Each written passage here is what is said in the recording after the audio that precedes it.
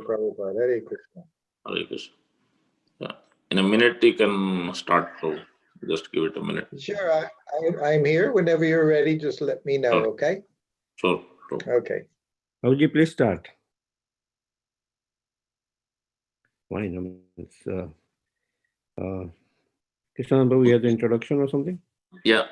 Okay. So His Grace Srutakirti Prabhu joined in the early days of the Hare Krishna explosions. Soon he was secretary to Srila Prabhupada. Our founder Acharya is Divine A.C. Bhaktivedanta Swami Prabhupada. He would travel with Srila Prabhupada to various countries. He noted the details of his travels, and thus he is one of the greatest speakers on Srila Prabhupada's pastimes. He has been widely preaching everywhere in the world, fulfilling Srila Prabhupada's mission. I think he's based now in Trivandrum Dham, if I'm not wrong. Thank you so much. We offer our respectful obeisances at your lotus feet, Prabhu.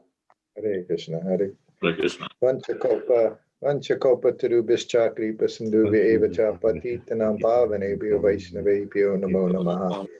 Vaishnavebhyo Jai. Haribol. Haribol. Well, first, I'd like to thank you all for being here today.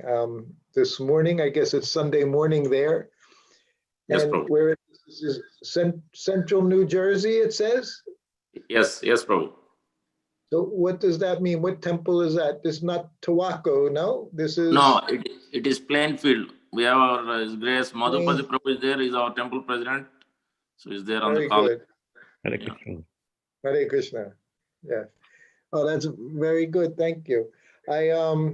As you said, yes, I've been in Vrindavan for the last year now. My wife and I, we've been very fortunately locked down by,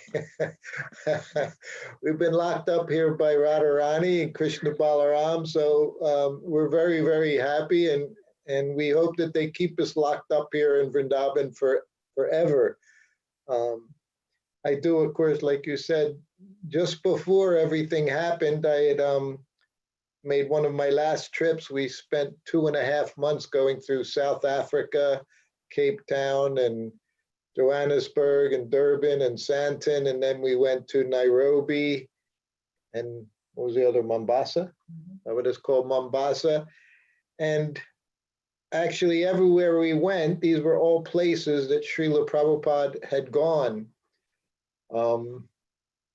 And he went to these places. I was with him, as you said, as his servant, personal servant. Prabhupada had, when I was with him from 1972, August of 1972 into July of 1975, he had three distinct people traveling with him. He had a Sanskrit editor who most of the time it was Prajumna, our godbrother Prajumna Prabhu, who Prabhupada called Panditji. And he had a secretary. While I was with him, he had many different secretaries. Shyama Sundar was secretary for much of the time, and Brahmananda, he was secretary for much of the time, but there were also other ones, Paramahamsa, who was Swami at the time, and Hansaduda, Bhagavan, Rupanuga, Jagadish.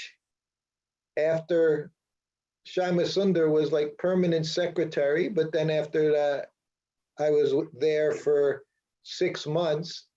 He had left as secretary, and Prabhupada, wanting to train his GBC men, he had a different secretary every month for the next 6 months.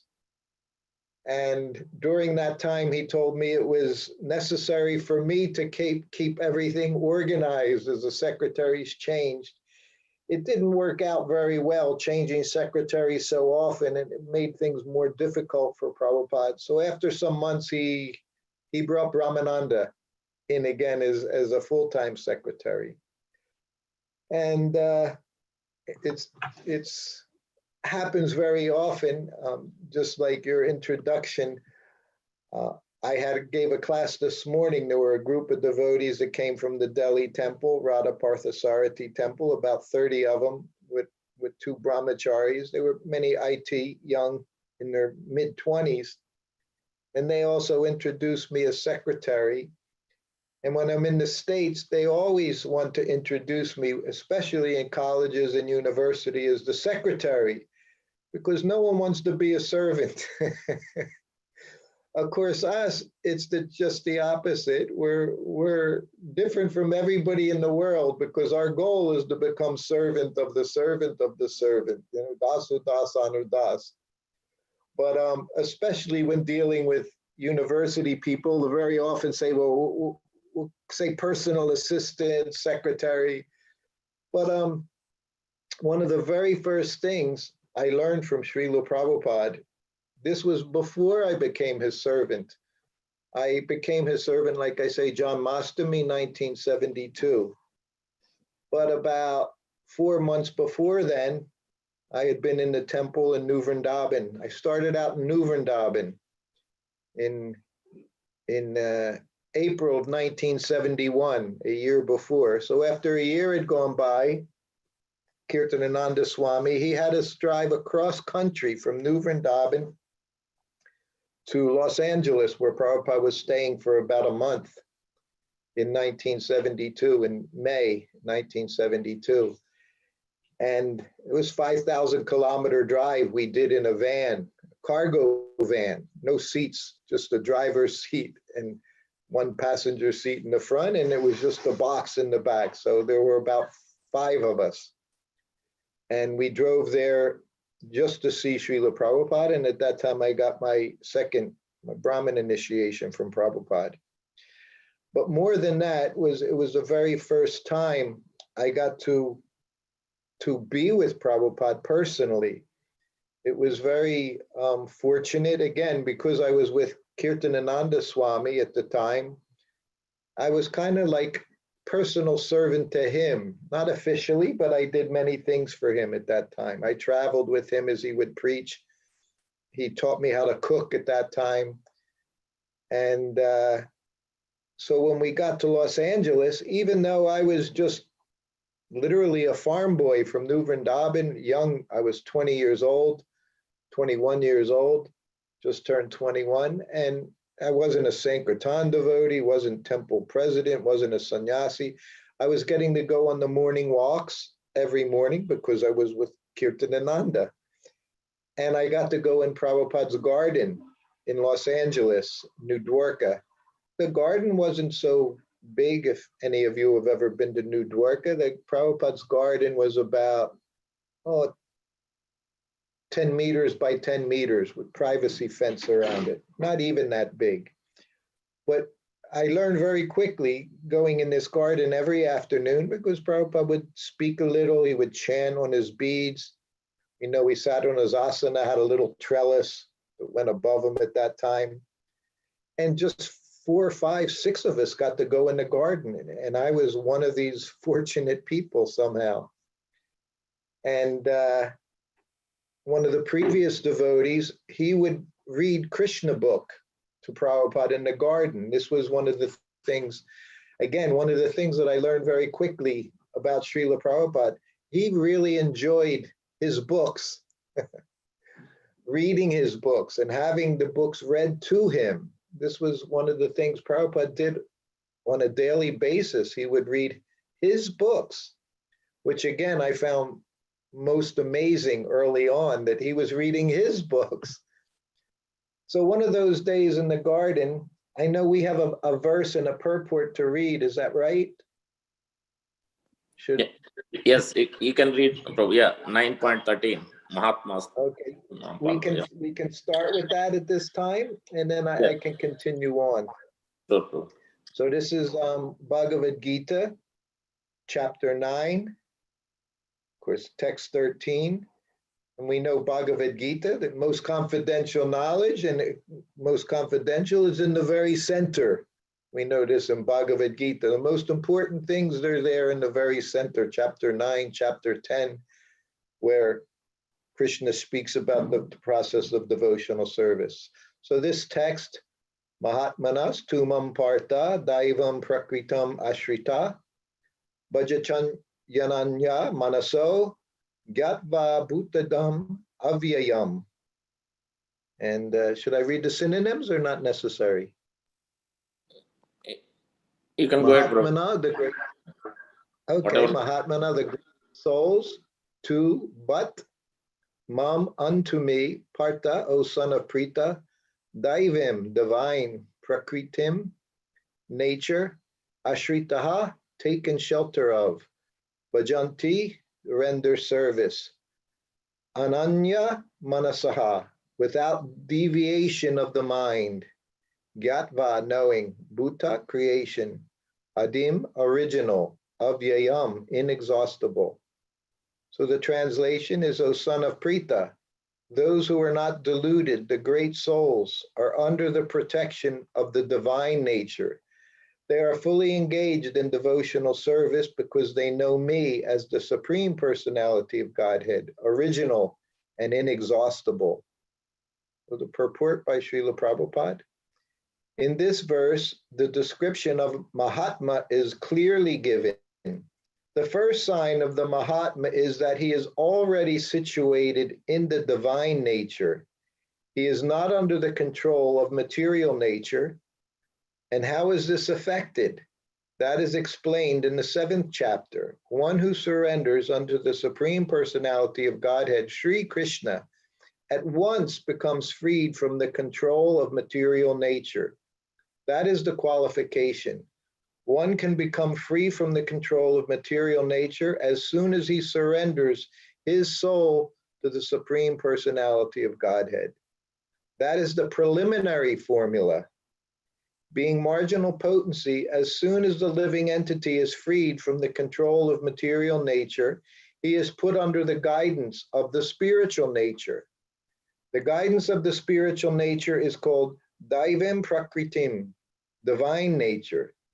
So when one is promoted in that way by surrendering to the Supreme Personality of Godhead, one attains to the stage of great soul, Mahatma. The Mahatma does not divert his attention to anything outside Krishna, because he knows perfectly well that Krishna is the original Supreme Person, the cause of all causes. There is no doubt about it. Such a Mahatma or great soul develops through association with other Mahatmas, pure devotees. Pure devotees are not even attracted by Krishna's other features, such as the four-armed Mahavishnu. They are simply attracted by the two-armed form of Krishna. Since they are not attracted to the other features of Krishna, what to speak of the demigods? They are not concerned with any form of a demigod or of a human being. They only meditate upon Krishna and Krishna consciousness. They are always engaged in the unswerving service of the Lord in Krishna consciousness. So this is, of course, you picked very wonderful verse and purport for me to read. So it would speak about Srila Prabhupada. Prabhupada's our Mahatma. Huh? I know here I give class in Vrindavan sometimes, and I try not to because my tendency is I talk about Srila Prabhupada. Of course, we know Srila Prabhupada, he's person Bhagavat. Huh? And while being with Srila Prabhupada, right from the very beginning, he would show this. He would show this to us all the time. The fact that he didn't divert his attention, as it says here, to anything outside Krishna. This was Prabhupada.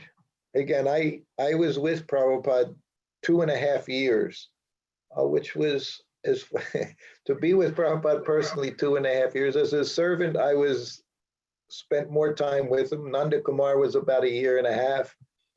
Hari Sari also about 1.5 years. So I was with him 2 different times, Brahmachari for about 16 months, and then again, another 16 months as Grahasta. Prabhupada was the same with all of us. Huh? Many of us that traveled with Prabhupada, Shyama Sundar, Prajumna, at the time, Hansaduta, Bhagavan, they were all Grahastas. They all had wives, they had children, but Prabhupada kept them with him as he did me, traveling with him. before I was a servant, as I was saying in Los Angeles, of course, at that time, we were very new. I was literally just 1 year living in the temple. And although I had been with Prabhupada in New York when I received first initiation, Harinam initiation, I didn't really get any personal contact with him. So this was the first time that I was able to spend some time with him. And right away, you start to see that Prabhupada was always fixed on Krishna. So we would go in the garden and sit on the grass, and Prabhupada would be on a little raised asana cushion with a hand in his bead bag. So everything we did, he was literally our spiritual master. He was the maestro. Huh? You know, when you have the conductor with his little wand, everyone's playing, so many people, maybe there's 100 different people playing instruments. But the master, he's controlling everything as they enter, as they stop, when they start, what level of volume they're doing, everything is controlled. So I saw Prabhupada doing that. One time a devotee said to Prabhupada, he said, Prabhupada, we're all your puppets. And of course, Prabhupada, he laughed. Prabhupada knew us very, very well, and he laughed.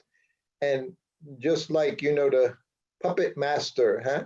He has his little sticks. They're like that with the strings, the 4 strings or 6 strings, whatever it is. And by doing this, he's controlling the movements of the puppets.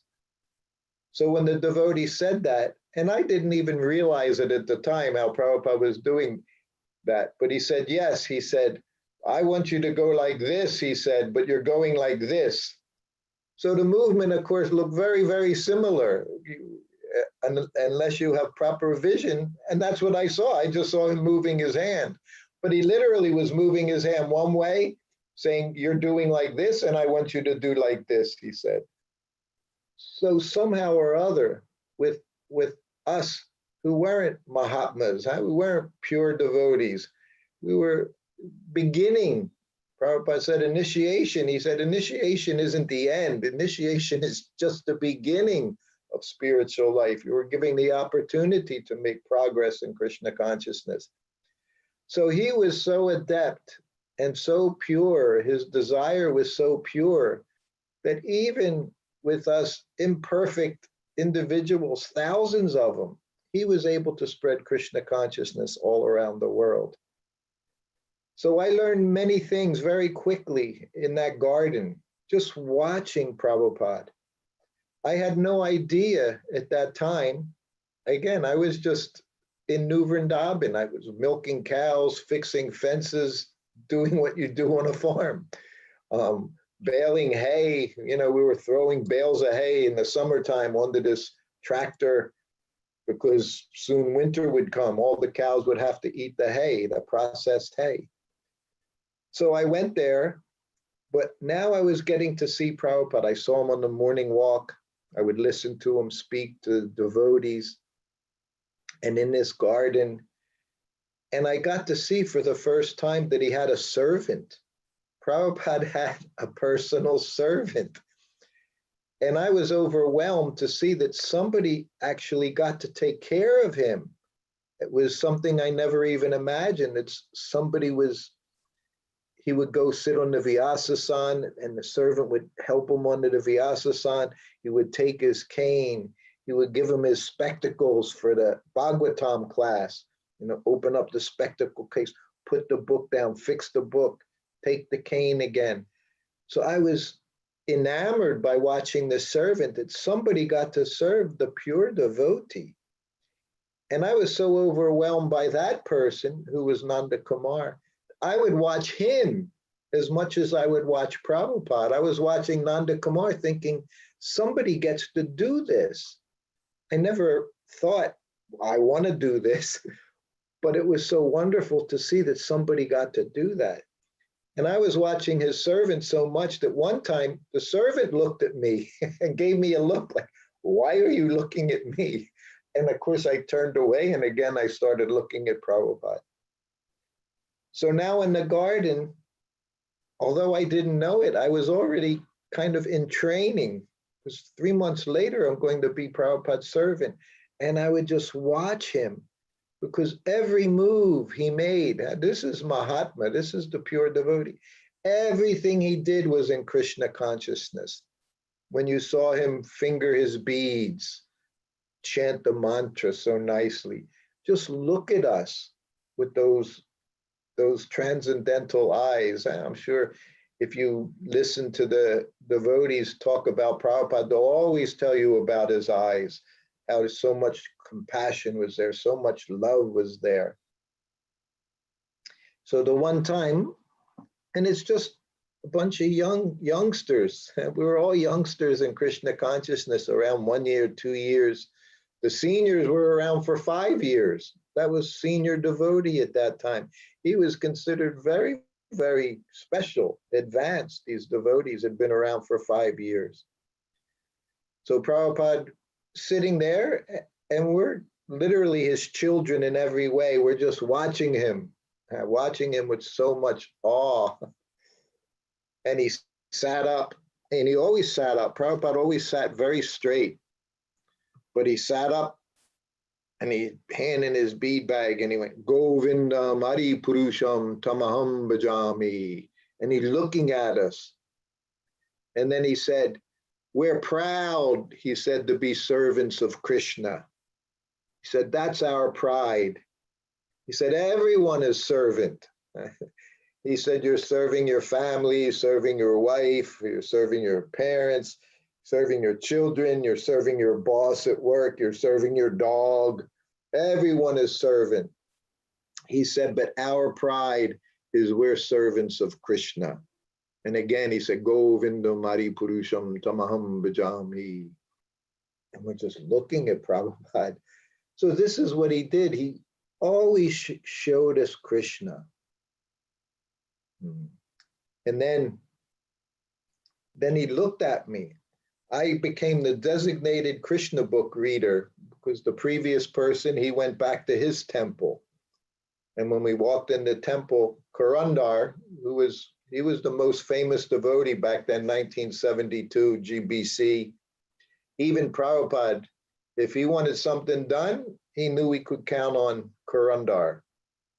After I had become his servant, I remember going down those very same hallway, down one step to go into Prabhupada's garden. I would follow him with the cup, his glass of water, little plate, silver goblet with his water in it. And we went down one step before going into the garden. And Prabhupada went down the step. It was a concrete step. And he crossed it. And then he looked at me. He said, you see this step? I said, yes, Prabhupada. He said, Karandar made that step. He said, Karandar can do anything. Then he walked into the garden. So one of my first services in New Vrindavan was reading Krishna book during lunchtime. You know, sometimes in the temples, when the devotees take prasadam, one person will read from Prabhupada's book. So I was the designated Krishna book reader. So now I'm in front of Prabhupada, and I became the designated Krishna book reader. So again, we're sitting there in front of Prabhupada, and he looks at us, 5 young brahmacharis, all young brahmacharis sitting there. And he said, what color is Krishna? Now this is something I learned. I also learned when Prabhupada asked a question, you have to be very, very careful how you answer. And generally, if he asks you a question, whatever you say, he's going to correct you, because that's the business of the spiritual master, always correcting. So even such a simple question, you would think, well, that's an easy question. And then I'm thinking, why would he ask such a question? So from the beginning, I didn't like to try to I didn't raise my hand. I didn't try to give answers, because I thought something's up with this person. He has something on his mind. So finally, one other devotee raised,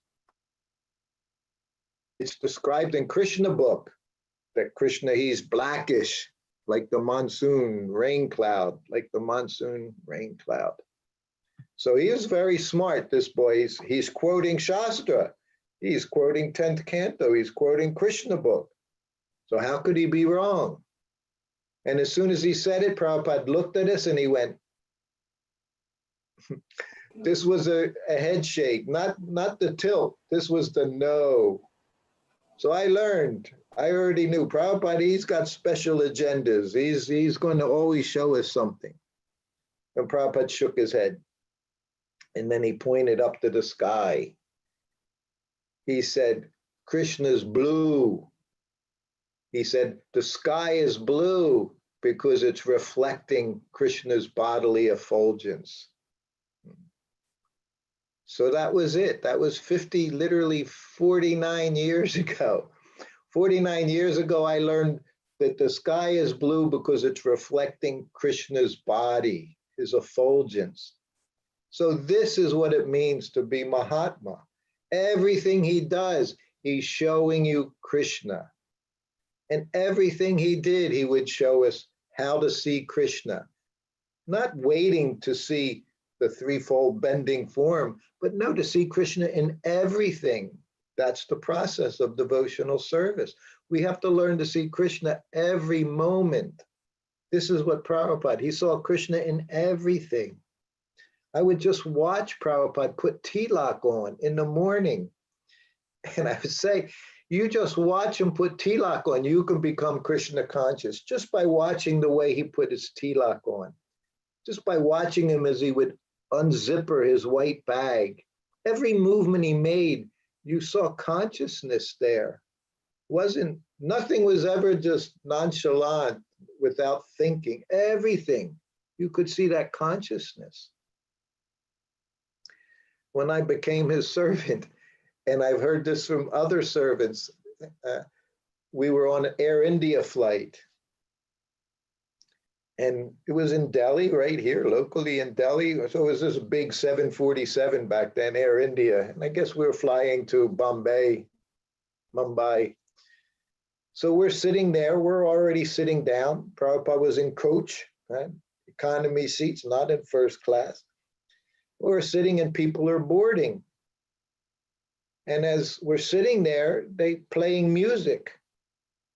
So of course, this is Air India, so they're playing classical Indian music, sitar, tabla, instrumental. And I'm sitting, as was my duty as servant, sit right next to Prabhupada. In the car, I sat right next to Prabhupada. On the plane, I sat right next to Prabhupada. Wherever he stayed, I was right next to that room because you have to hear the bell ring. It wasn't an electric bell. It wasn't a phone. I didn't get a text or something. No, it was a little handbell, ding, ding, ding, ding, ding. So my job, my service 24/7, as he told me, was to sit right there so I could hear that bell. So now I'm sitting next to him on the plane. He always sat in the window seat. That was Prabhupada's seat. He always sat at the window. And I would sit next to him. And depending on how many people were there, secretary would sit next to me. If the plane was roomy, I would sit on the end seat. Prabhupada would sit by the window. So we're sitting there. I'm right next to him and he looks at me. He said, do you like this music? So see, these are the trick questions Prabhupada would ask. And you always think, well, he's our teacher, our spiritual master. He's the guru. So you never want to get a question wrong. You don't want to answer anything wrong. So for me, I was always hesitant to say anything. So I just looked at him. And of course, I didn't answer, which he could see I wasn't answering. So he looked at me. He said, it's very nice. So then I said, yes, Prabhupada, it's very nice. So one of his servants, when I was telling that story, he said, Prabhupada did the same thing with me. Same music was playing. Prabhupada looked at him. He said, do you like this music? But this servant said, yes, Prabhupada, it's very nice. Prabhupada said, it's sense gratification music. So this was Prabhupada. Whatever you said, he made you think. He made you somehow or other become a little more Krishna conscious. I was once on a morning walk. Now this was 1975. So I had been with them a long time now. I've been with them for 2 years. So gradually you learn more and more about Prabhupada, how he said things, how he thought, even though it's not how I thought, you learned. So we're on a morning walk, it's in Mexico City, and there's about a dozen devotees all surrounding him as we're walking in a what do you call, like arboretum, pretty garden, had nice, very nice garden, beautiful trees, everything. And Prabhupada, as he always did, just like morning walk was another time. You get a lot of education in Krishna consciousness on the morning walks. Sometimes he would just chant japa. Sometimes he would have very active conversations with his disciples. But as he's walking, he stopped. And he had his cane. His cane was his pointer as well. He had a cane. And he pointed to a tree. It was dead. So he pointed to the tree. He said, "Why has this tree died?" So again, everybody has to think. Everyone wants to say something because it's maybe their only chance in millions of lifetimes. They get to actually converse with the pure devotee from the spiritual world, their spiritual master, their eternal master. But at the same time, you have to think. What? So he points, he said, "Why has the tree died?" So I'm right next to him. I got the microphone right by him. So first it was one of sannyasi, GBC. And he says, "Prabhupada," he said, became diseased. What did Prabhupada do? I that head shake. No, he goes, no. So then now, next devotee, Prabhupada became old and died. So see, we're using the philosophy, huh? We have birth, old age, disease, and death. So they're going through the processes. What did Prabhupada do? Shaking his head, no. See, whatever you say, you're going to be wrong. This was Prabhupada. He was expert at making us wrong. And I'm standing right beside him and I'm thinking, what does he want to hear? I'm not thinking on a high level, why did the tree die? I'm just thinking, what is he thinking?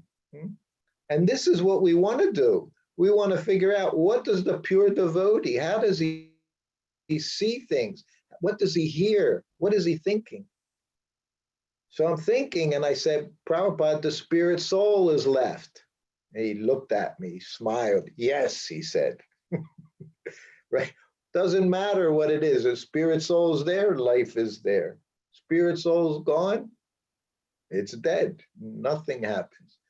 So it wasn't my first initial thought, but he made me think. How does a pure devotee think? How does he see things? There was another morning walk. This was one of my first morning walks. We were in Berkeley. I believe it was Berkeley again. We were walking in a nice arboretum, pretty garden. Prabhupada would walk in walk, seeing the trees. He liked nature. We would go to Bhaktivedanta Manor. He had beautiful rooms. He had a big room, sitting room, and nice leaded glass windows, big spot, nice, pretty desk, everything. Beautiful. But if the sun was out, he would go sit outside, just in the sun. He enjoyed that.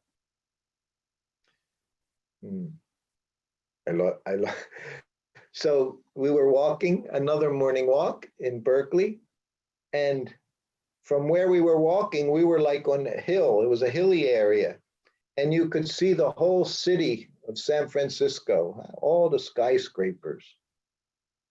And we're walking, and Prabhupada stopped at this spot. And this spot was the children's playground. And there was wrought iron fence and gate, pretty black wrought iron gate. And it had a sign above. It said Children's Fantasy Land.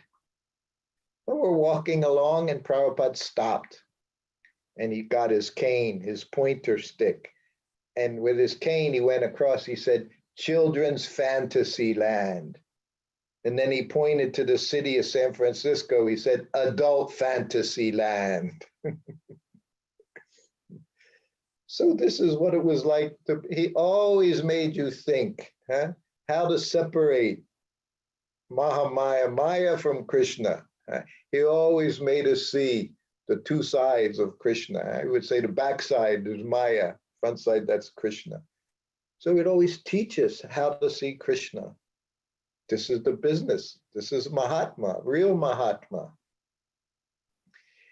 Here, we have him here in Vrindavan. They had in New Dwarka in his garden. We have the same thing. It's called night jasmine, night blooming jasmine, star jasmine we call it, or has other names. But in the evening, once the sun goes down, this jasmine, you start to smell the fragrance. It gets carried in the air. You can smell it for meters away. You can smell this wonderful jasmine scent. So Prabhupada had it in his garden, just outside his bedroom. So while we were in Los Angeles, of course, I was giving him massage twice a day. Morning, give him massage. Evening, give him massage in his bed. So before I would give him massage in the evening, I would go down, because after 8, 9 o'clock, it would become very strong. And I would pick sprig of this jasmine flower. And then I would bring it up to the bedroom and I'd give it to Prabhupada. He would lie down and he would lie on his back, his head would tilt to the side, and he would have this jasmine right by his nose as I was massaging his legs, massaging his feet. And he would just breathe it. He would just take deep breaths and smell it. So the one evening I'm massaging, and he looks at me, he had the jasmine, he said, this is Krishna. So this is what he did. He showed us how to see Krishna all the time, not just chanting Hare Krishna on the beads, we're hearing Krishna, seeing Krishna, but everything connected to Krishna. And he made everything personal. That's the other thing. That's the other thing. See, this is also part of understanding Krishna is everywhere. Everything is personal because everything is Krishna. He would, same place in Los Angeles, would come down for his morning walk. Then he would come back from his morning walk and he would have to walk up a flight of stairs. So there was a hallway along the stairs. And we would stay there, his entourage, his servant, secretary, Sanskrit editor, we would stay downstairs in the rooms there. And other people would also sometimes come in and out. So the one time he came back from the walk and he starts walking up the stairs. And he sees a bead bag, Malika, called bead bag, hanging on the doorknob. And he stopped and he pointed to the bead bag. He said, whose beads are crying there on the doorknob? Crying, he said. And of course, we all don't know Prabhupada. Who has left their beads crying? And then he'd walk up the stairs. Another day he came back and there's a plate of prasadam and it's sitting on top of the radiator, had a heat radiator. And he's walking up the stairs and he sees the plate and he looks at me. He says, whose prasadam is crying there? So this was Prabhupada. Everything was personal. And this, of course, this is the most important thing. We know that's why he came to the West. I had to destroy this impersonalism. We're all impersonalists. So his teaching is everything is personal. Always instructive. After lunch, I would come into his room. Of course, I would take his lunch, put it away. This was in Mayapur. So he took his lunch, he took his meals in his bedroom. I had that little table. The table was always up against the wall. and he would sit on the floor on a straw mat, and no one else was there.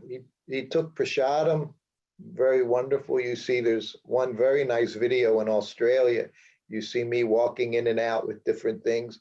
Prabhupada very quietly taking prasadam, again, very conscious of what he was doing. Krishna prasadam. And Prabhupada relished prasadam very much. Prabhupada enjoyed prasadam. So after prasadam the one day, and cleared everything, distributed prasadam, I came back. So Prabhupada would take rest after lunch for maybe half an hour or so, little more, little less. So he was about to, he gets into the bed, and I'm sitting there. I would do whatever I could, pull the sheets down, everything. And he sat on the bed and he looked at me. He said, I hate sleep. He said, sleeping is just a waste of time. He said, I don't like sleep at all. He said, I don't want to sleep. He said, simply wasting time. He said, I hate it. When they say pure devotee doesn't hate anything. Prabhupada hated sleep, he said. He said that. He hated it. He said, just wasting my time. And right after he said that, he laid down, put his head on the pillow, took the sheet, and just like a child, and rested very peacefully. Huh? It's a pure devotee understands he's always under the protection of Krishna. So everything he did, Prabhupada always understood. Krishna is taking care of everything. He was the instrument. He was the puppet, but he was working perfectly under the directions of his spiritual master. Another thing I saw and I heard so many times, Prabhupada always said, is that I haven't changed anything that was given to me by my spiritual master. His instructions he followed. What most important instruction? Distribute books. Distribute books in English to print. Prabhupada printed 80 books in the English language. And his temples, I would see that his temples, they were warehouses. They weren't just a place where deities were there, Radha Krishna deities, Gauranatai, Jagannath deities, but they were warehouses for the books as well. They were all book distribution centers. And in those days, from the very beginning while I was with Prabhupada, book distribution became bigger and bigger and bigger. And Prabhupada, he emphasized and he pushed that book distribution so much because he said, one book, he said, a person just touches a book can change their life. There are many, many stories about Prabhupada in his books as well. It's already almost, 7:15 here. I thought if you want, we could have question and answers, or I could just continue talking a little bit more. It's up to you. Madhupati Prabhu. Yes. Please continue for some time. Okay. So again, we're talking how I learned very much, very quickly. If to be around the pure devotee, as it said, want to become pure devotee, have to have the association of pure devotees. That's the process. It's just by getting that association. Of course, now we know so many wonderful devotees, and Prabhupada's books, we associate with him through his books. This is what he emphasized. Reading. When I became his servant, I was so fortunate. He said to me, you read every day, he said, for 15 minutes. He said, and then you can ask me any questions you want. Such fortune I had. I have to say, unfortunately, I didn't follow through on that very well. That wasn't my strong suit, reading and asking questions. But he said like that. This is what he wanted. But on the very first morning walk, it was in Dallas, Texas. That was the first morning walk I took with Prabhupada. He stayed there for some days. He taught me how to use the cooker. He showed me how to massage. He gave me little instructions about massaging him. I had never never given massage to anyone before I was with Prabhupada. Never touched another man. So I was so afraid. And one day I'm massaging him, and as I'm massaging his leg, all of a sudden he reached out with his hand and he grabbed my thigh and started squeezing it. Said like this. I jumped in the air. So on the morning walk was always one of the very exciting times. To be in the temple with Prabhupada was very nice, be in his rooms, but the very exciting and fun times were when Prabhupada was out in the, in the material world, when he was going to the airport, sitting in the airplanes, even the morning walks, when Prabhupada was outside, it was always very wonderful. And in this morning walk with Prabhupada, you're surrounded by devotees, maybe 8, 10 devotees. And just like me, I was young devotee. I saw one young brahmachari was there. And I could tell, because I was always observing things, which wasn't a bad thing. It helped become a proper servant. You have to be very observant. Huh? One of the things Prabhupada said to me when I was his servant was, he said, first-class servant knows what to do without being asked. He said, second-class servant, you ask him and he does it. Third-class servant, he says, you ask him and he doesn't do it, or he does it begrudgingly, with a grudge. Prabhupada's English was so sweet. So that's all of our business, of course. We're all servants. That's everyone. We're all servants of our spiritual master, servants of the devotees. That's our business. So we want to become first class, to know what to do, not that we have to say, what should I do now? What should I do now? So on this morning walk, I'm seeing there's this devotee boy, and I can tell he wants to ask Prabhupada a question. Not that he wants to ask a question, he just wants to have some interaction with Prabhupada, because he's thinking, it may never happen again, which is true. So to have that opportunity to talk to Prabhupada, have him talk to you, was something we all desired so much. But we're walking, and it was a particularly quiet morning. Some mornings Prabhupada wouldn't say a word. He'd just have his hand in his bead bag and he'd chant. And you couldn't, prompt him. That was also dangerous. If he wasn't talking, you don't want to try to interrupt and say, Prabhupada, what about, because it may not work to your advantage. As he said, spiritual master is not a plaything. We're serving him, not the other way around. So this devotee, he's young, brahmachari, and the whole walk goes by and he didn't get to ask his question. So now we walk back to the car. So this was something I did time and time again, but this was very beginning for me. So when we arrived, Prabhupada was in the back seat, I'm sitting next to him. So now we walk to the car. So the driver's there, and I open the back door, and Prabhupada gets into the car. So now I'm ready to close the door. And as I'm ready to close the door, that devotee's standing there, and he sees now or never. And he shouts out, Prabhupada, how do I become Krishna conscious? He just had to say something. And I'm sure he was thinking the whole walk what to ask. So this is what he came up with, which was a curious question. And Prabhupada's already sitting in the car. And I'm holding the door. And the devotee's looking, and Prabhupada looks at him. And he said one word. And then he turned and looked forward, which meant he was done. And I shut the door and I walked around to the other side of the car. I got in and sat down. So Prabhupada, sitting in the car, answered his question with one word. That was Prabhupada. That's the pure devotee, expert at everything, every situation. And he also satisfied the devotee. So what was the one word?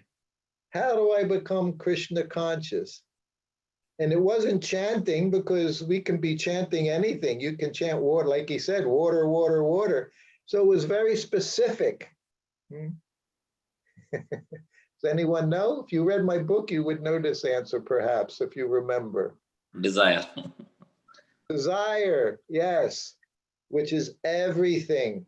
This is our business. The pure devotee, he shows us how to desire, how to purify our desires, because the spirit soul has no other business. It's all we ever do is desire. We don't do anything else. These desires are fulfilled by Krishna, by the demigods. Every step we take, we have no ability to do anything. Krishna gives intelligence, he gives ignorance, he can give forgetfulness, but everything is happening by Krishna's arrangement. So Prabhupada very quickly, he answered, he said, your desire. And we all desire to be Krishna conscious, but we have so many other desires that are also there. You know, learn a lot. Whenever I come to Vrindavan, I learn a little bit. Over the last year, learn very much. Vrindavan, very intense place. Prabhupada says, Vrindavan, everything is increased 100 times. He said, if you do 1% service in Vrindavan, it becomes 100%. It increases 100 times. He said, but if you make offenses, that's also increased 100 times. And that's why in the scriptures it's enjoined, it said that one comes to Vrindavan, he should only stay a few days. You stay a few days and very intently you do service, you serve the deities, you serve the Dham, you chant, and then you go away before you start making offenses, because you have to be very careful here. Now I'm learning that. You have material desires here, it doesn't work out. Things don't work out. You only want Krishna. Even you can't desire, have a nice big palatial place to live in. Everything's up to Krishna and Radha and their spiritual master. So we have to be very careful with our desires. And of course, Prabhupada said, wherever one's thinking about Krishna, that's also Vrindavan. So that's the Vrindavan atmosphere. So that's our business. By Prabhupada's mercy, through his so many lectures, all of his books, he's given us all, shown us the way how to become Krishna conscious. This is what we do. We just follow example. I saw such a nice example by Prabhupada, and very practical. I was always amazed to see everything Prabhupada was doing, but at the same time, when he was in his room, it was very peaceful. In his afternoons, when he would have lunch around 1 o'clock, half an hour, then he'd take rest. By 2 o'clock, Prabhupada sitting in his room, it was his personal time.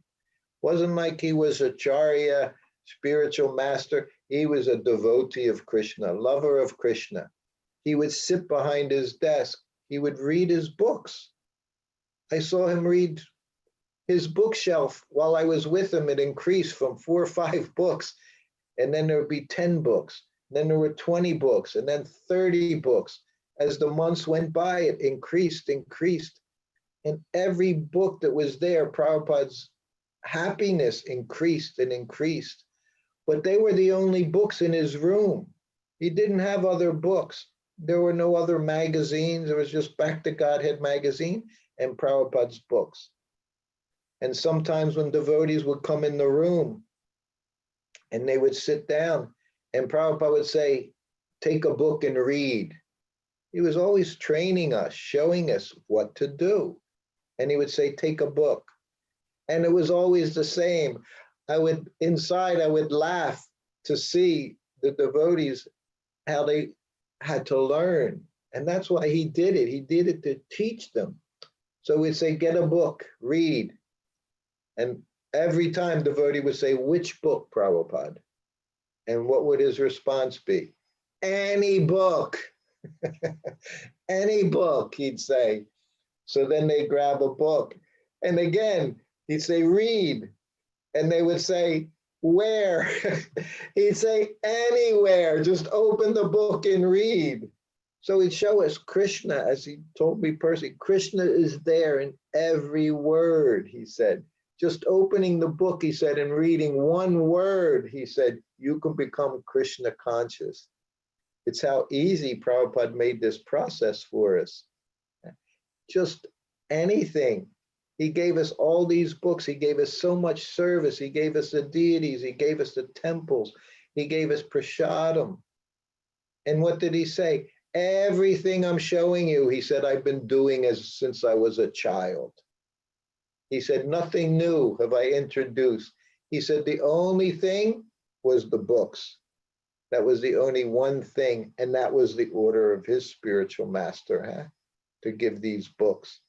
So that was Prabhupada's life and soul, to translate these books. You see so many photographs, Prabhupada sitting with that book. That book, that would mean it was the first copy, the first printing of that Bhagavatam, that particular canto and volume of the. So they would mail a copy wherever Prabhupada was in the world, they would send them a copy. And then if we're fortunate, there would be somebody there that would take a picture. So you'll see those pictures, Prabhupada, big smile. And sometimes you will see us hanging around, looking at Prabhupada, looking at the book. So much satisfaction. So again, we are getting to that time. If anyone has a question or something at this time, I hope this went nicely for everyone.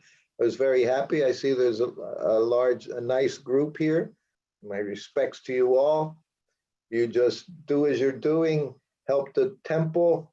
This was Prabhupada's mission, his temples. They're places where everyone can come and practice Krishna consciousness. And so whatever we do, no matter whether, just like Prabhupada was Grahasta, he would support the temples. So we support the temples, we distribute books, we cook for Krishna, offer arati, so many ways Prabhupada gave us to engage in Krishna consciousness. Thank you so much, Prabhu. All glories to you, all glories Prabhupada. Amrutanand Prabhu has a question. Glory to Prabhupada. Amrutanand Prabhu, go ahead. Hare Krishna, Prabhuji. Thank you for sharing your experiences. Prabhu, my question is, we can understand the Bapu and Vani aspect of a spiritual master. The Bapu is for a certain time period, but Vani remains forever. Again, the Bapu inspires us so that we could follow the Vani. These are the differences. I would like to understand your realization on what are the similarities between Bapu and Vani.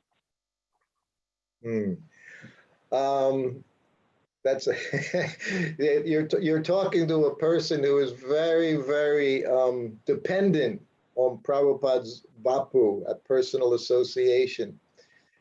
And I just some years ago, every 5 years, in a Mayapur, they would have the Abhishek, Panchatattva. The last one was maybe four years ago now. So I was there, and very few people get to actually bathe the deities. 10,000 are watching, but 5 people are able to go on the altar and do it. So I really wanted to do it. I had never done it, and I went to the Pujari, Janani Vas, and I tried to persuade him to let me on. And he said to me, it's not possible if one does, everybody wants to do it. And he said, and of course we understand, that bathing the deities and watching them being bathed is the same. And I laughed and said, you're talking to a person that massaged Prabhupada every day.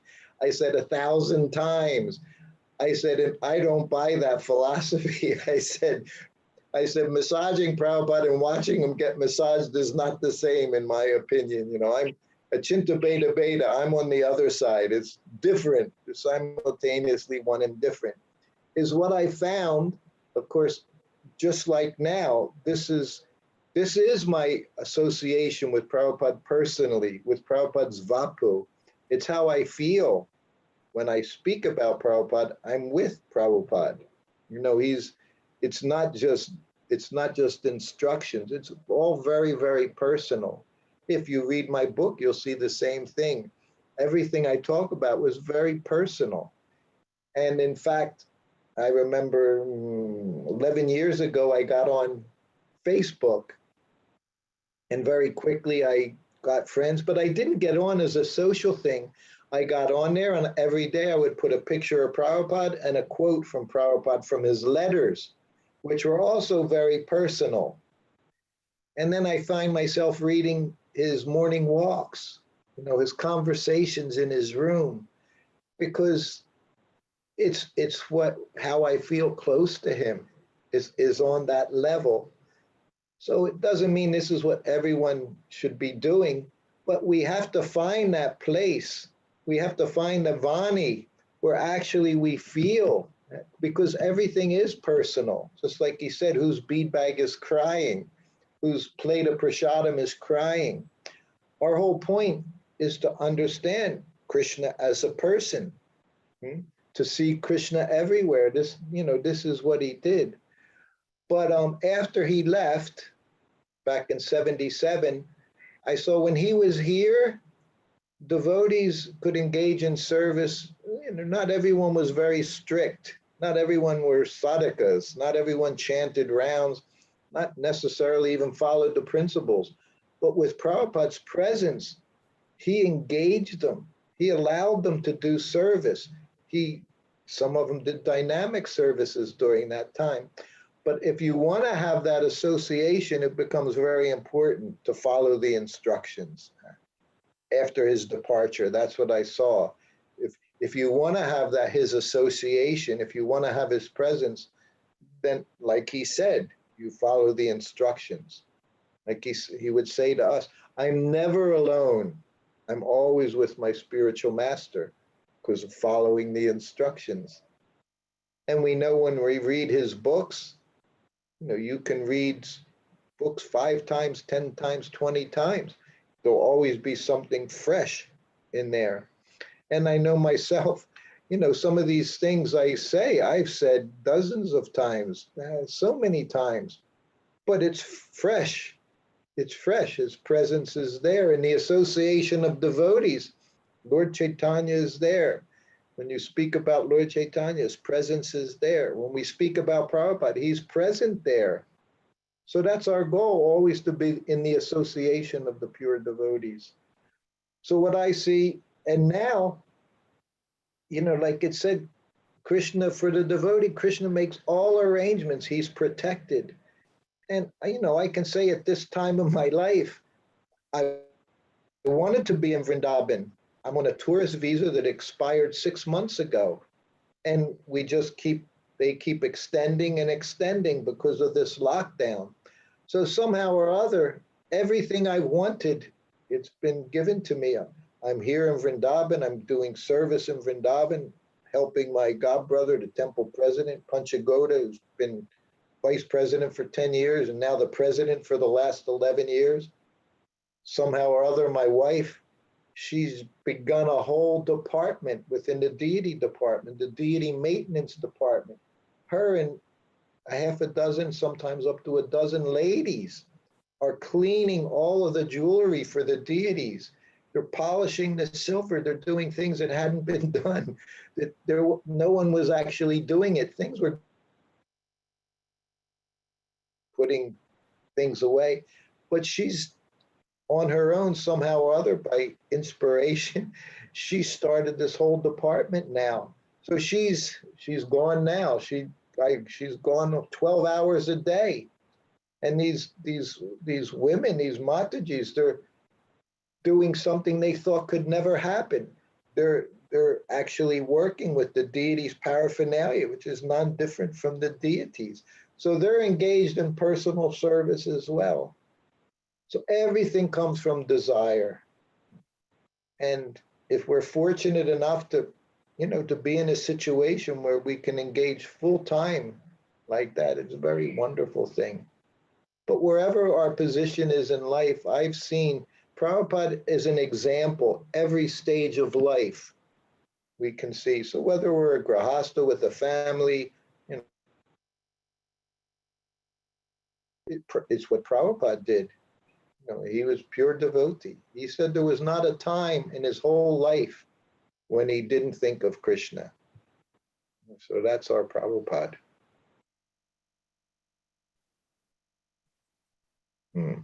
I'm reading these little messages here. Thank you. I hope that answers in some way. So yeah, Thank you. important to help Prabhupada in mission. And if we do that, all success will be there in our lives. You become very pleased.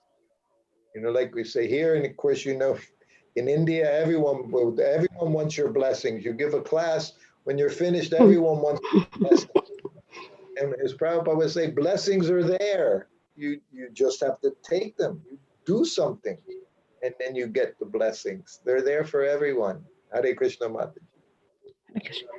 Hare Krishna Prabhuji, Dandavat Pranam. Dandavat Pranam Prabhuji. Thank you very much for your wonderful sharing. It's like we are being to that place where you are with Prabhupada. It's like that. We are taking the opportunity, like the other devotee taking the opportunity to speak 1 minute, to speak something, to ask a question. Right now also, the question did not, what I have to ask you, how I have to take your association, that was going on in my mind in between. But I had a question, Prabhuji. Like, you had so much of personal association with Srila Prabhupada.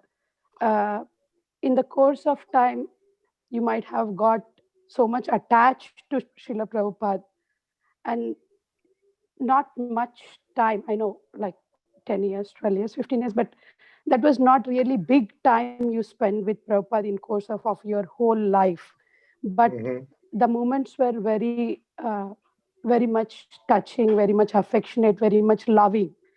And my question is like, the separation is must, one or the other time, there will be separation somehow or the other. And how were you all able to take this separation from Srila Prabhupada? Personally, what did you stick on to face that situation when Prabhupada left this material world? I just wanted to, I mean, we see because of whatever the conditions going on, Siksha Gurus, Diksha Gurus leaving the bodies and everything. I mean, we see that everything is fine, everything is happy, we are getting enough instructions, personal and everything, and suddenly we see a big dark cloud. I just want to hear from you, how did you really? Well, it's you know, I can say for myself, and I've seen for many others, it's not necessarily easy thing. Sometimes, you know, we can spend many years trying to figure out how to fit in again, you know, how to be enlivened, how to be enthusiastic. You know, when Prabhupada left, I was temple president in Hawaii at the time. And I remember the day he left, I lived outside close to the temple with my wife, and I got a phone call saying he left. And I remember driving to the temple in the car, and I literally hit the wall of the temple trying to drive into the temple because I was just, you know, we all thought Prabhupada would be here till he was 100 years old. At least many of us thought like that. I never imagined that we were infants, you know, we were babies in Krishna consciousness. And I guess we had convinced ourselves that he couldn't leave us because we were too, you know, too neophyte. It wasn't possible that he could leave us in that state. But then he did. And like I said, I remember within 6 months, I literally resigned as temple president. I gave it to who was the temple commander of the temple, who was qualified. I said, I just can't do this. Temple president, I became the temple commander.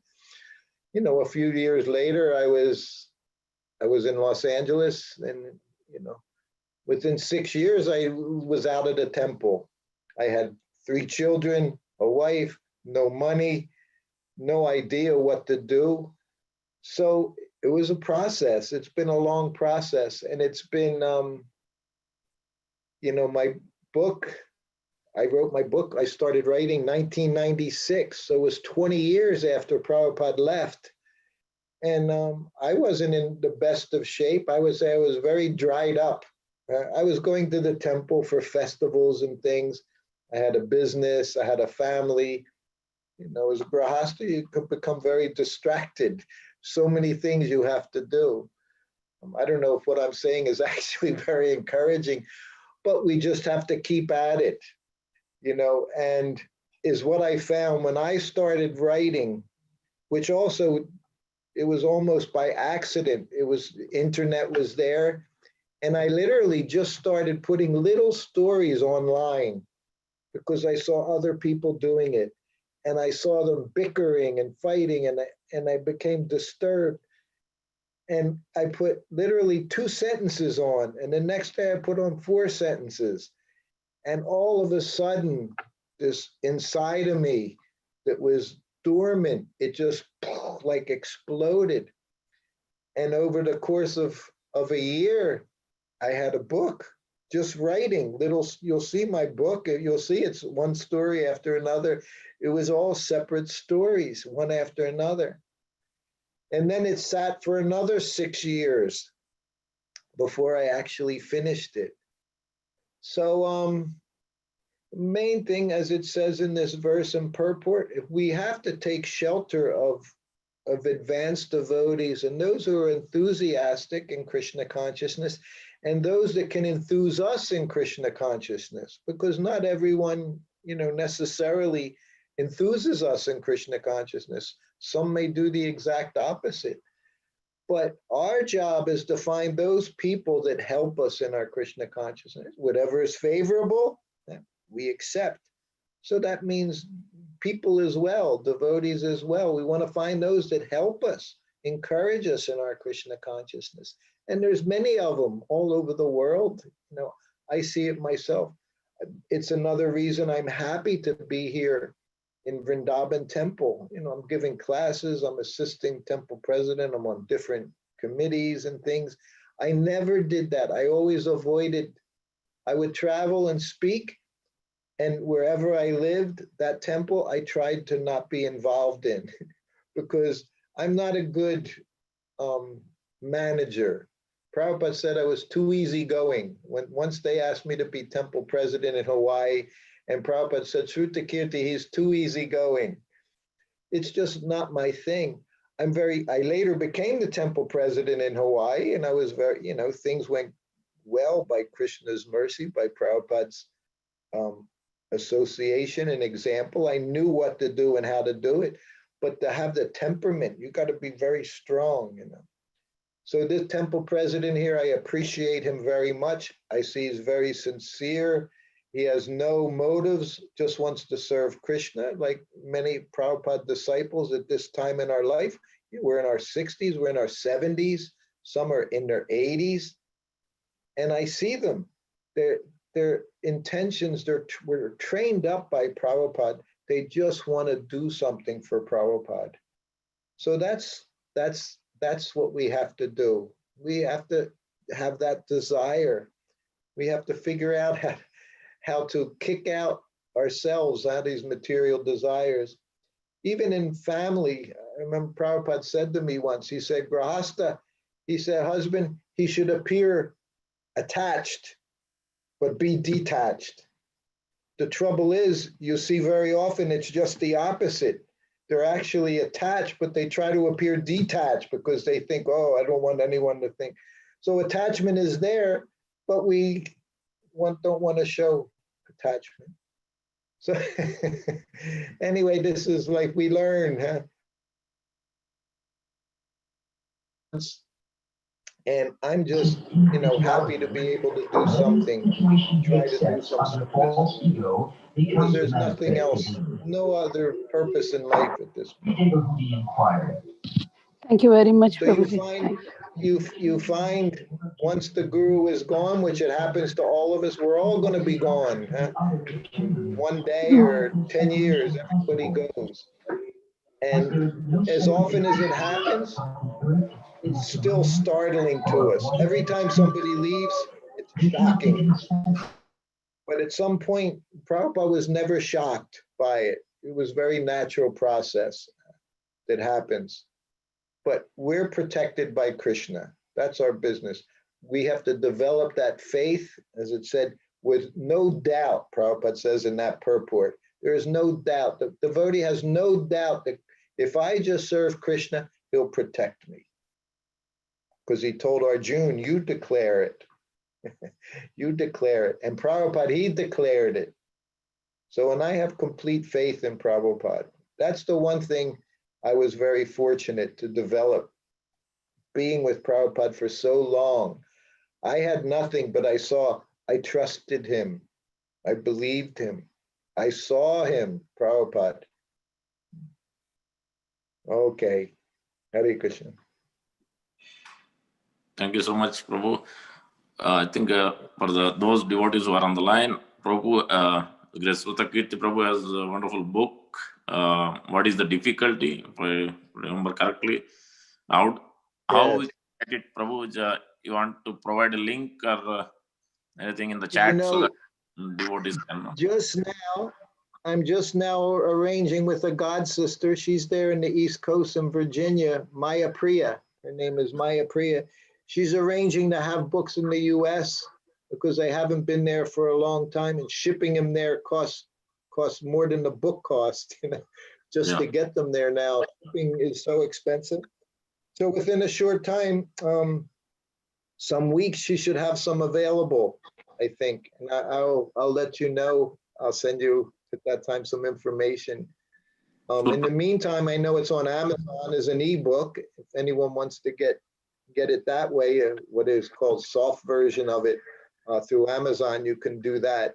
But if you actually want the physical book, which is always nice, books are nice, it will be coming soon.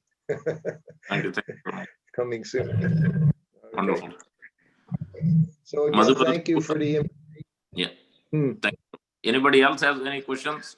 One thing I want to also, Prabhu, if you can share what Prabhupada is likes in terms of prasadam, many items are what he used to cook, what he likes to offer. In terms of, we can try to do something. I saw Prabhupada liked everything. Of course, he liked, Indian kind of food, Vedic type of food. Every day I made Prabhupada chapatis. Every day for lunch, Prabhupada had rice, plain white rice, dal, chapatis, different subjis. Of course, we know he liked shukta, and we know he liked kachuris, but he didn't eat, he was, even his sister said he could eat nails if he wants. The fact was, Prabhupada, when you're in, and I see the same thing, you can't eat a lot of fried things. Everything, of course, was cooked in ghee. We didn't use oil. We cooked everything in ghee. So even the chaunces I made in ghee. He showed me a few things to make while I was with him, some simple things. One was potato and cabbage, shredded cabbage and tiny pieces of potato, which he would fry, fry in the wok and a little ghee, and then the cabbage, even scraping, so he showed me that once. He showed me plain parathas, and that involved lots of ghee. And he told me, the way he showed me, he said, you make a chapati dough. And then he came into the room, and on the skillet, he said, put some ghee. And of course, we rolled the chapati in ghee rather than on flour, little ghee, and rolled it. He said, now put ghee on the top. I put ghee on the top. He said, now fold it over and then roll it out again. So I did that. Then he said, put more ghee on the top, and then you put it in quarters. And then you roll it out like a triangle. He said, now put ghee in the wok, and we put it in ghee in the wok. And then you flip it over, put a little more ghee. Light, crispy parathas. One time in Los Angeles, he showed me one preparation. It was a soup. And this, he would tell me. He would just tell me what to do, and then I go do it. So we were at Bhaktivedanta Manor. So he called me in the room. He said, today I want you to make this preparation. He said, you take a liter of milk and you curdle it. And then you make the paneer. You press the paneer. He said, cut it into cubes and you fry it in ghee. He said, then cut potatoes, same size, you fry it in the ghee. He said, then you cut cauliflower, you deep fry that in the ghee. He said, then get some peas. He said, now you throw all of those things into the whey, which you have from making the paneer. So now you got whey, half a liter or more of whey. So you throw all those deep fried things into the whey and you simmer it. And then you make a chance and throw it in there. So I did that and I gave it to him the one day. The next day he said, you make it again. The next day he said, make it again. He did it every day for a week. He kept telling me, you make that preparation today, you make that prep. So I did. So he liked that very much. I call it Prabhupada soup. It was Prabhupada soup. It was very tasty. It's very nice. You can do it, of course, with the peas anytime. Without the peas, you can do it even for Ekadasi, make very nice soup like that for Ekadasi. And the paneer fried in Prabhupada's, one of his secret weapons was ghee. When we had the temples, the feast, everything, it was all about ghee. Prabhupada said this would change, bring people to appreciate prasadam. We know in Australia, he had them cook preparation with paneer, eggplant, and potato. He called it meat eater's delight. He said, because the Australians, they were very attached to eating meat. So he had that with some spicing, and in this way, he attracted people by kirtan and prasadam. He said philosophy comes later, after they've been purified, then they could hear philosophy. So he liked these, and he liked his Bengali sweets very much. Sandesh was almost every day I would make sandesh. And he said it's very good for traveling because it will keep, if you make it properly, he said it will keep for a week, even without refrigeration. Sorry to interrupt. About the Sandesh, can you share that past time again? Sandesh and I think one Mataji tried to add some other things in the deity's offering, or she used to bring everything. Can you share that? It will help in our deity services. Yes, that was in New Dwarka. New Dwarka in 1973 was considered the world headquarters. So one devotee lady was there. She was the head pujari. Shilavati was her name. So, that's our whole thing. America, Americans always they're always trying to improve things, do it quicker, cheaper, faster, like that. So I saw that they were giving the deities these sweets. So these sweets had dried fruit.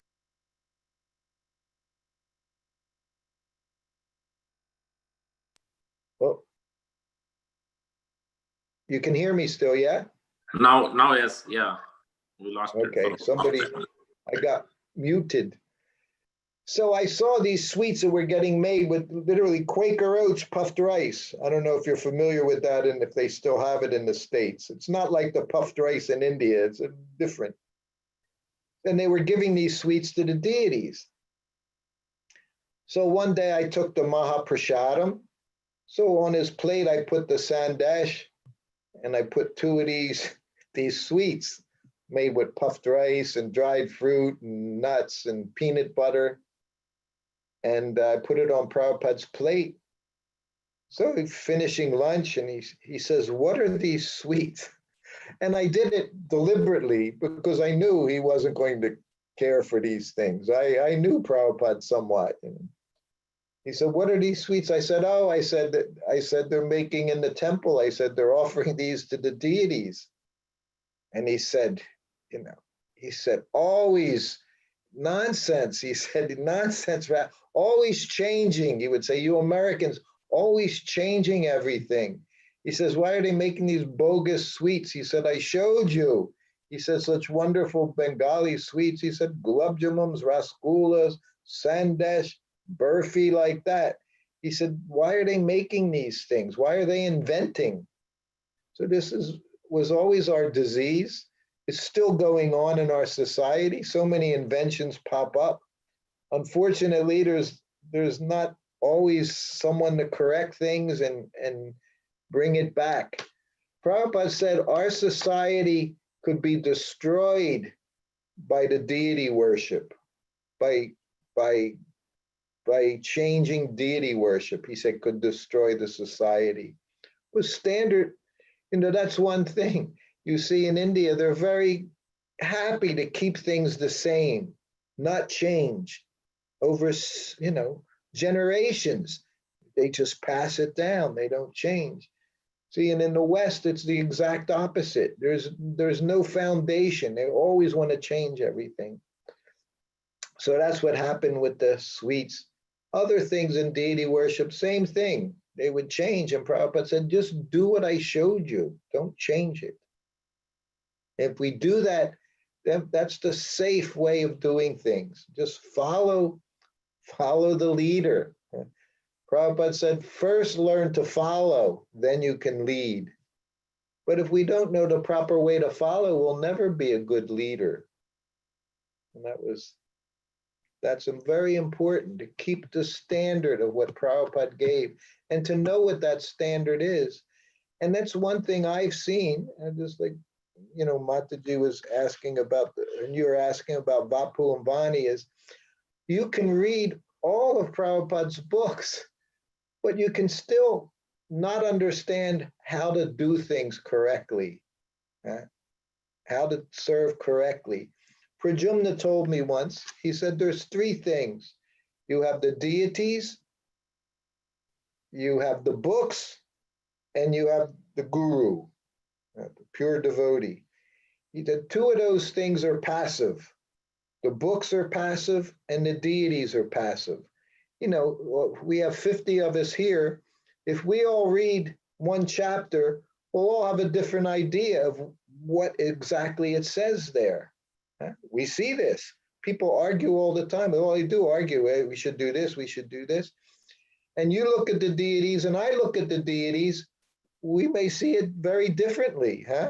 I may just see marble there. You're seeing Krishna there. Somebody else is seeing something. So the only one thing that's active is the pure devotee. That's why the devotee the guru cuts all the misconceptions. So it's very important that we have that association with someone that knows the standards, someone that's following their spiritual master.